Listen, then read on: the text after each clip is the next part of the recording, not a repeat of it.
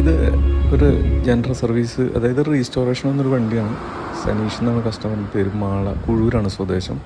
പുള്ളി NRI-കാരനാണ്. അപ്പോൾ പുള്ളി ഫുൾ സർവീസിന് പുള്ളി ഒരു റീസ്റ്റോറേഷൻ എന്ന സമയത്തിൻ്റെ പ്രശ്നം കൊണ്ട് നമ്മൾ സർവീസ് ചെയ്ത് പുള്ളി തൽക്കാലത്തേക്ക് റീടെസ്റ്റ് ചെയ്ത് ഉപയോഗിക്കാൻ വേണ്ടി റൂമൊക്കെ കയറ്റി ഇറക്കി കൊടുത്തത്. അപ്പോൾ അതിൻ്റെ ജനറൽ സർവീസ് ഫുള്ളായിട്ടൊരു സർവീസാണ് പുള്ളി ചെയ്യുന്നത്. അപ്പോൾ ആദ്യം തന്നെ നേരത്തെ കാണിച്ച പോലെ ഒരു ടാങ്കും സീറ്റൊക്കെ അഴിച്ച് അത് അഴിക്കുന്നത് എന്തിനാണെന്ന് വെച്ച് കഴിഞ്ഞാൽ കേബിളുകൾ കാര്യങ്ങളൊക്കെ ഇത് ചെയ്യാനാണ്. അപ്പോൾ ഇതാണ് വണ്ടിയുടെ ഏകദേശം ഒരു സ്ട്രക്ചർ. ഇപ്പോൾ ആദ്യം തന്നെ നമ്മൾ ഓയിൽ ആണ് ഡ്രെയിൻ ചെയ്യുന്നത്. 2 ഓയിൽ ഊറ്റി കളഞ്ഞ് ഓയിൽ ഫിൽറ്റർ ഡ്രെയിൻ ചെയ്യുക. ഈ ഓയിൽ ഫിൽറ്റർ ഡ്രെയിനിങ് കഴിഞ്ഞ് കഴിഞ്ഞാൽ അടുത്ത സ്റ്റെപ്പ് എന്താണെന്ന് വെച്ച് കഴിഞ്ഞാൽ ടൈമിംഗ് കവർ ഊരുക. ടൈമിംഗ് കവർ ഊരുന്നത് എന്തിനാണെന്ന് വെച്ച് കഴിഞ്ഞാൽ അതിനകത്തുള്ള അഴുക്കുകൾ കാര്യങ്ങളൊക്കെ അത് നിങ്ങൾക്ക് വഴിയെ മനസ്സിലാവും. വഴിയുള്ള ഇതിനകത്ത് മനസ്സിലാവും. അത് കഴിഞ്ഞാൽ എയർ ഫിൽറ്റർ ക്ലീൻ ചെയ്യാനാണ് ഊരുന്നത്. എയർ ഫിൽറ്റർ കംപ്ലീറ്റ് ഊരി ക്ലീൻ ചെയ്യുക. പിന്നെ ഗിയറിൻ്റെ സൈഡ് ഗിയർ ഷിഫ്റ്റിങ്ങിന് ഗ്രീസ് ചെയ്യാനും അതിൻ്റെ സ്പ്രിങ്ങൊക്കെ എന്തെങ്കിലും കംപ്ലയിൻസോ കാര്യങ്ങളൊക്കെ ഉണ്ടെന്നുണ്ടെങ്കിൽ അത് മാറ്റി കൊടുക്കാനും വേണ്ടിയാണ് ഇപ്പോൾ ഇങ്ങനെ ചെയ്യുന്നത്. അതിൻ്റെ ഓപ്പറേഷൻസ് കംപ്ലീറ്റ് കുറേ നാളിരുന്ന് കഴിയുമ്പോൾ അതിനകത്ത് റെസ്റ്റ് വരാം, തുരുമ്പ് വരാം. അപ്പോൾ അതിന് ഗിയർ ഓപ്പറേഷൻസിനൊക്കെ ചെറിയ ബുദ്ധിമുട്ടുകളൊക്കെ വരാം.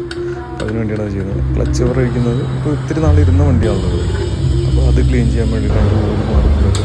പിന്നെ ഇത് ഫ്രണ്ട് വീലും ബാക്ക് വീലും കംപ്ലീറ്റ് റിമൂവ് അലോയ്സും മാറി റിമ്മിലേക്ക് അപ്ഗ്രേഡ് മാറ്റാനാണ്. അതായത് നമ്മൾ കുത്തി പോകാണ്ടിരിക്കാൻ ഒരു വീല് ഫ്രണ്ടിൽ വെച്ച് കൊടുക്കുന്നതേ ഉള്ളൂ. ബാക്ക് വീല് ഇതെല്ലാം മാറിക്കളയാണ്. ബ്രേക്ക് ഷൂ മാറാനാണ് ബാക്ക് വീൽ അഴിക്കുന്നത്. ബ്രേക്ക് ഷൂ പുതിയത് എല്ലാം അഴിച്ച് നമ്മൾ ക്ലീൻ ചെയ്ത് ഫ്രണ്ടും ബാക്കും വീലുകളെല്ലാം ക്ലീൻ ചെയ്തിട്ടാണ് നമ്മൾ ചെയ്യുന്നത്. എല്ലാം ഊരിയെടുത്ത് ബ്രേക്ക് ഷൂ കമ്പനിയുടെ ബ്രേക്ക് ഷൂ മാറാം, അങ്ങനെയുള്ള കാര്യങ്ങളെല്ലാം ചെയ്യുക. ഒരു കംപ്ലീറ്റ് പാർട്സ് അഴിച്ച കംപ്ലീറ്റ് പാർട്സും ഡീസൽ വാഷ് ചെയ്ത് ക്ലീനാക്കി ാണ് നമ്മൾ തിരിച്ച് ചെയ്യുന്നത്. ഇത് ഇങ്ങനെയൊക്കെ ചെയ്തിട്ടേക്കും വണ്ടി ഓടൂട്ട. പിന്നെ ഇതൊക്കെ നമ്മൾ അച്ഛൻ്റെതായ കാലത്തുള്ളതാണ് ഇങ്ങനെയൊക്കെ ചെയ്യുന്നത്. കംപ്ലീറ്റ് കഴുകിയ പാർട്സ് കംപ്ലീറ്റ് വെള്ളമടിച്ച് കഴുകി ടാങ്ക് ക്ലീനിങ്. ഇത് നമ്മൾ കുറച്ച് നെറ്റും ബോൾട്ടൊക്കെ ഇട്ട് കുറച്ച് ഡീസൽ 2 ലിറ്റർ ഡീസൽ അതിനകത്ത് വെച്ച് കുലുക്കി കളയുക. അതാണ് ടാങ്ക് ക്ലീനിങ്. അത് കഴിഞ്ഞതിന് ശേഷം ഇത് അഴിച്ച് വെള്ളമടിച്ച് പാർട്സുകളൊക്കെ നമ്മൾ ഉണക്കാൻ വെച്ചേക്കാണ്. പിന്നെ ബാക്കിയുള്ള കാര്യങ്ങളാണ് പ്ലഗ് അഴിച്ച് ക്ലീൻ ചെയ്യാൻ, പ്ലാറ്റിനം പോയിൻറ്റ് അങ്ങനെയുള്ള കാര്യങ്ങൾ ഇതെല്ലാം ക്ലീൻ ചെയ്തിട്ട് വേണം ചെയ്യാൻ. സർവീസ് എന്ന് പറയുമ്പോൾ ഇതെല്ലാം നമ്മൾ അതിനകത്ത് ചെയ്ത് കൊടുക്കണം. കാർബറേറ്റർ ഇതിൻ്റെ കാർബറേറ്റർ ക്ലീനിങ്ങിൻ്റെ ഒരു വീഡിയോ ഞാൻ കഴിഞ്ഞ ദിവസം ഇട്ടത്. അപ്പോൾ അതൊന്ന് ഇടണമെന്ന് തോന്നിയതുകൊണ്ടാണ് പോയിൻ്റൊക്കെ അഴിച്ച് പീസാക്കി പ്ലാറ്റിനം പോയിൻ്റ് എന്തെങ്കിലും കംപ്ലൈൻറ്റ് മാറാം. അത് ക്ലീൻ ചെയ്യുക. അതിൻ്റെ പ്ലേറ്റുകളൊക്കെ ക്ലീൻ ചെയ്യുക. അതിനകത്തൊക്കെ അഴുക്കും കാര്യങ്ങളൊക്കെ ഉണ്ട്. അതെല്ലാം ക്ലീൻ ചെയ്തിട്ട് വേണം. പോയിൻ്റ് സെറ്റ് വണ്ടിയുള്ളവർക്കൊക്കെ അറിയാമല്ലോ. പോയിൻ്റിനകത്ത് ക്ലൗഡ്സ് സ്റ്റാർട്ടിനോടോ അങ്ങനെ എന്തെങ്കിലുമൊക്കെ മിസ്സിങ് ഒക്കെ വരാൻ ചാൻസ് ഉണ്ട്. അപ്പോൾ അതെല്ലാം അതൊക്കെ ചെയ്ത് കൊടുക്കുന്നത്. അപ്പോൾ അതെല്ലാം കഴിഞ്ഞാൽ നേരെ വണ്ടിയിലേക്ക് ഫിക്സ് ചെയ്യും. ഈ കാർബറേറ്റർ ക്ലീനിങ് ആണ് നേരത്തെ പറഞ്ഞത്. എൻ്റെ വീഡിയോസ് ഞാൻ ഇതൊക്കെ ചെയ്തപ്പോൾ ഒന്ന് കാണിക്കണമെന്ന് തോന്നി, അതുകൊണ്ടാണ് അത് ചെയ്തത്. പലരും അത് ചോദിച്ചിട്ടുണ്ടായിരുന്നു, ചേട്ടാ എത്ര കിലോമീറ്റർ കാർബറേറ്റർ വന്നാൽ മാത്രം അറിയാൻ മതി, അല്ലെങ്കിൽ ഇത്ര കിലോമീറ്റർ ഒന്നും എത്ര കാലം വേണമെങ്കിലും ഉപയോഗിക്കാം. എന്തെങ്കിലും മാറുന്ന പ്രശ്നങ്ങൾ മാറിക്കളയും. പിന്നെ ഇതുപോലെയൊക്കെ ക്ലീൻ ചെയ്തൊക്കെ കൊണ്ടുനടക്കാൻ വലിയ പ്രശ്നങ്ങളൊന്നും ഇല്ലാതെ നമുക്ക് കൊണ്ടുനടക്കാൻ പറ്റും. പിന്നെ മെയിൻ ഒരു ഇഷ്യൂ നമുക്ക് ട്യൂൺ ചെയ്യാൻ പറ്റാറില്ലാത്തൊരു ഇഷ്യൂ മാത്രമേ ഉള്ളൂ. അപ്പോൾ അതിനെക്കുറിച്ച് പല കാര്യങ്ങളും ചെയ്തുകൊണ്ടിരിക്കണം.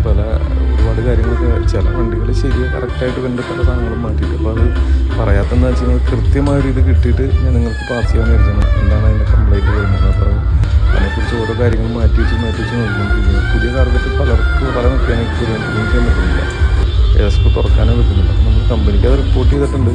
അതേപോലെ പഴയ പുതിയ വണ്ടിക്ക് കാർബറേറ്ററിന് ഇഷ്യൂസ് ഉണ്ട്. അപ്പോൾ അതുപോലെ ഉള്ള കുറേ ഇഷ്യൂസ് നമ്മൾ കാർബറേറ്ററിനകത്ത് ഇത് ചെയ്യേണ്ടത്. നമുക്ക് കാശ് കൊടുത്തൊരു പുതിയ കാർബറേറ്റർ മേടിക്കാൻ തന്നെ പേടിയാണ്. കാരണം എന്ന് വെച്ചാൽ കസ്റ്റമർ 2300 കമ്പനിയുടെ വില. അപ്പോൾ അത് മേടിച്ച് വെച്ചിട്ട് എന്തെങ്കിലും പ്രശ്നം പറ്റിക്കഴിഞ്ഞാൽ ഇവരത് തിരിച്ചെടുക്കുന്നില്ല. അപ്പോൾ അങ്ങനെ കൂടി ചോദിച്ചിട്ടുണ്ട്. അപ്പോൾ മാക്സിമം പഴയ തന്നെയാണ് നമ്മൾ യൂസ് ചെയ്യുന്നത്. അപ്പോൾ അത് ക്ലീൻ ചെയ്യുമ്പോൾ ഇതുള്ള ക്ലീനിങ് ഫുള്ളായിട്ട് കഴിഞ്ഞിട്ടുണ്ട്. കൈക്കൊക്കെ ഭയങ്കര ഇതാണ്. അപ്പോൾ വീഡിയോസിൽ പലർക്കും കൈ കാണുമ്പോൾ അറിയാൻ പറ്റുമത്. അപ്പോൾ ഇങ്ങനെയൊക്കെയുള്ള പ്രശ്നങ്ങൾ വരുമ്പോഴാണ്. കാരണം ഡീസലും പെട്രോളിലൊക്കെ നമ്മൾ കൈയിട്ടരും കൈയൊക്കെ ഭയങ്കരമായിട്ട് ഡ്രൈ ആവും. ഗ്ലൗസ് ഇട്ട് ചെയ്യാന്ന് വെച്ചാൽ നമുക്ക് അതിൻ്റെ ഒരു നാച്ചുറാലിറ്റി ഫീൽ ചെയ്യില്ല. അപ്പോൾ അതുകൊണ്ടാണ് അത് ചെയ്യാത്തത്.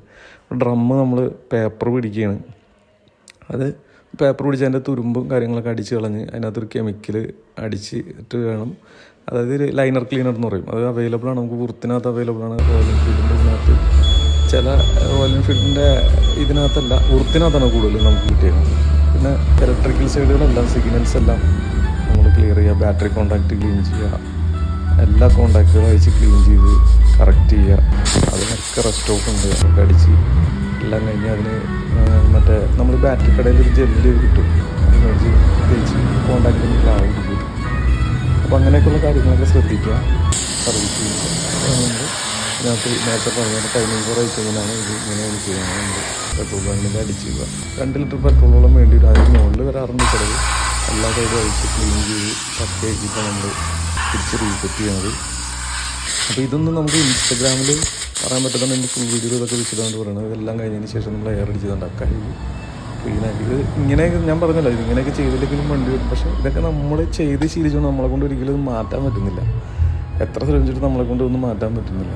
ഒരു പണിക്കാരെ നിർത്തിയൊക്കെ ചെയ്യണം, ഇങ്ങനെ ഒന്ന് പെർഫെക്ഷൻ കൊടുക്കുന്നുണ്ടാവും. പണിക്കാരെ ഒറ്റയ്ക്ക് ചെയ്യണം, ജോലി ചെയ്താൽ മതിയില്ല, വേറെ ആരും പൂരിപ്പിക്കുന്നില്ല. നമ്മളറിയാവുന്നത് നമ്മുടെ അടുത്ത് വരുന്നുണ്ടാകുന്ന നമുക്ക് കാര്യം ഞാൻ സന്തുഷ്ടനാണ്. അതിനുള്ള മാന്യമായ കാശ് ഞാൻ വാങ്ങിക്കുന്നത് അത് എൻ്റെ കസ്റ്റമേഴ്സ് എനിക്ക് തരുന്നുണ്ട്. ഒരു കണക്കും പറയാം, ഞാൻ വളരെയധികം സന്തുഷ്ടനാണ്. അതിനകത്ത് ചെയ്യുന്ന ജോലി ആത്മാർത്ഥമായിട്ട് ചെയ്യുന്നതിനുള്ള കൂലി അവർ എനിക്ക് തരുന്നുണ്ട്.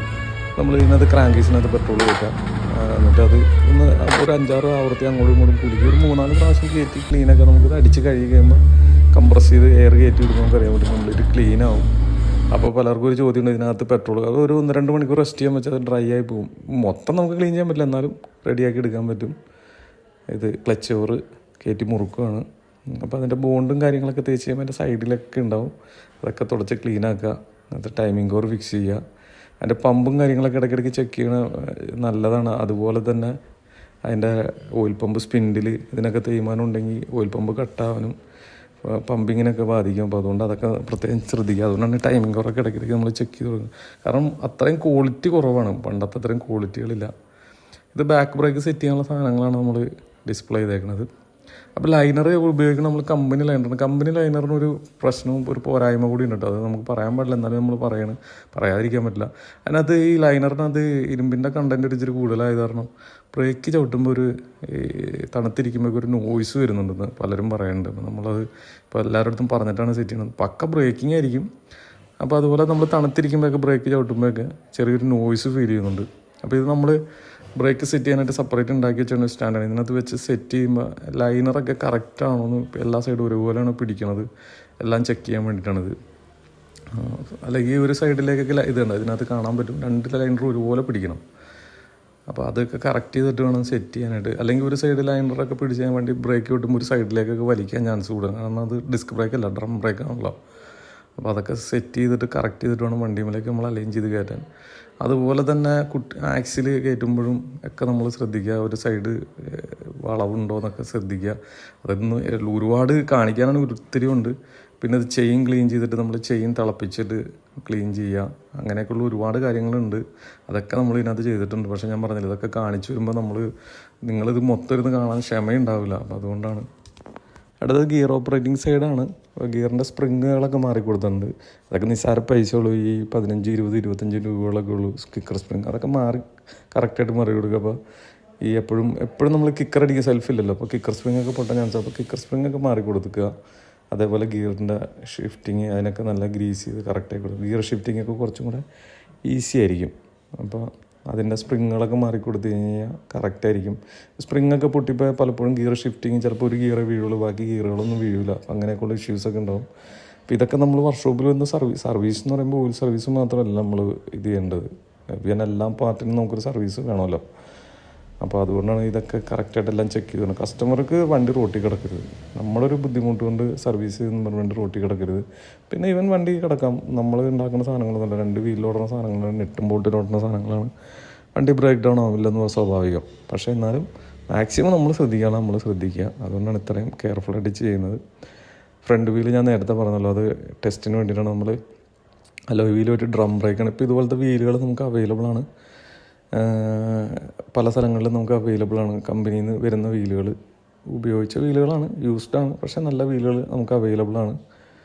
അങ്ങനെയൊക്കെയുള്ള കാര്യങ്ങൾ ആണ് ഇപ്പോൾ ഇതിനകത്ത് ചെയ്തേക്കുന്നത്. അപ്പോൾ അടുത്ത നമ്മൾ എൻജിൻ ഓയിലാണ് ഒഴിക്കാൻ പോകുന്നത്. അപ്പോൾ അതിൻ്റെ സാധനങ്ങളെല്ലാം ക്ലീൻ ചെയ്ത് വെച്ചിട്ടുണ്ട്.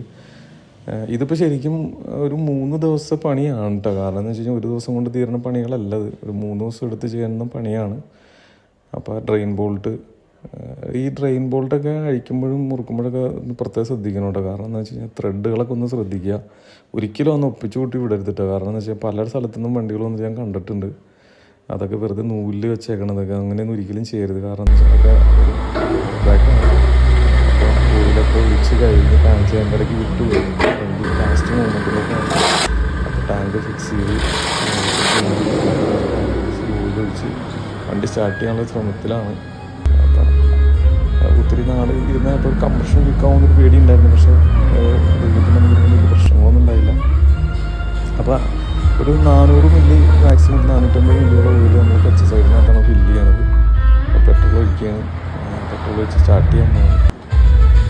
അപ്പോൾ നാളെ നാളെ എന്ന് പറയുന്നത് കാര്യമില്ല.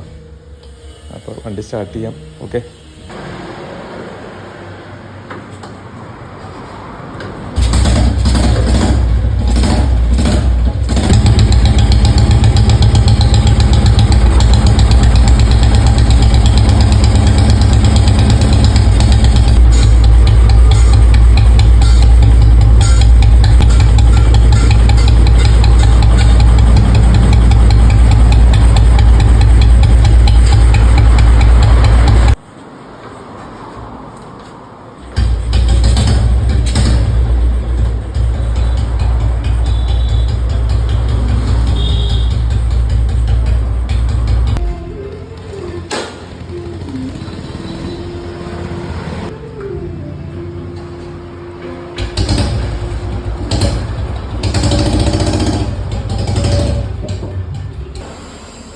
വർക്കെല്ലാം കഴിഞ്ഞ് നമ്മൾ സനീഷ് ഇന്ന് വരും. ഇന്ന് പറഞ്ഞാൽ നിങ്ങൾക്ക് എന്താണെന്ന് അറിയില്ല, ഞാൻ അതിൻ്റെ ഒരു താളത്തിലാണ് പറയുന്നത്.